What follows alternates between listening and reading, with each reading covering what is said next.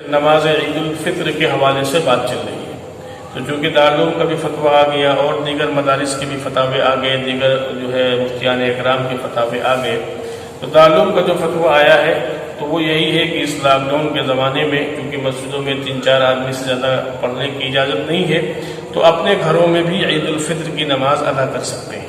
اس کا طریقہ یہ بتلایا گیا کہ ایک امام اور کم سے کم 3 بالغ مقتدی ہونے چاہیے پیچھے نماز پڑھنے والے، یعنی اگر 4 بالغ لوگ ہیں تو انسان نماز جماعت کے ساتھ پڑھ سکتا ہے، اور اگر ایسی کوئی صورت نہیں بن رہی ہے، کوئی نماز پڑھانے والا نہیں ہے گھر میں، یا گھر میں 3 افراد نہیں ہیں جو پیچھے نماز پڑھ سکے، تو پھر اگر عید الفطر کی نماز کی شکل نہیں بن رہی ہے تو اس کا بدل یہ فرمایا کہ 2 رکعت یا 4 رکعت چاشت کی نماز پڑھ لیں، اور یہ امید رکھیں کہ اللہ تعالیٰ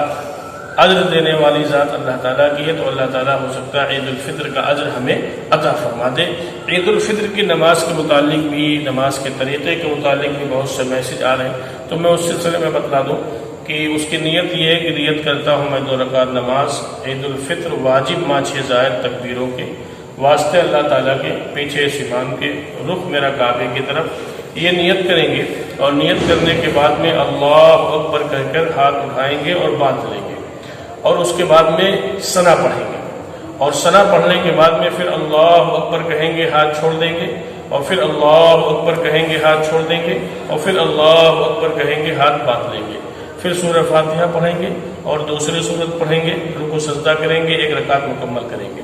پھر جب دوسری رکعت میں سورہ فاتحہ پڑھیں گے اور سورت پڑھیں گے، اور سورت پڑھنے کے بعد میں پھر تکبیر کہی جائیں گی، تو تکبیر میں کیا طریقہ ہوگا؟ سورت پڑھنے کے بعد میں اللہ اکبر کہیں گے، ہاتھ چھوڑ دیں گے، پھر اللہ اکبر کہیں گے، پھر ہاتھ چھوڑ دیں گے، پھر اللہ اکبر کہیں گے، پھر ہاتھ چھوڑ دیں گے۔ اب جب یہ چوتھی تکبیر ہوگی تو اس چوتھی تکبیر میں اللہ اکبر کو کہیں گے لیکن ہاتھ نہیں اٹھائیں گے، بغیر ہاتھ اٹھائے رکوع میں چلے جائیں گے، اور پھر اس طریقے سے نماز مکمل کریں گے، اور نماز مکمل کرنے کے بعد میں دعا پڑھیں گے اور دعا مانگیں گے، اور اس کے بعد میں پھر مختصر خطبہ ہوگا۔ جمعے اور عید میں ایک فرق یہ ہے کہ جمعے کا خطبہ نماز سے پہلے ہوتا ہے اور وہ خطبہ واجب ہوتا ہے،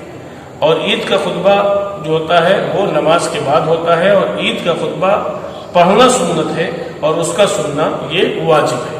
تو اس لیے یہ نماز کا طریقہ ہو گیا۔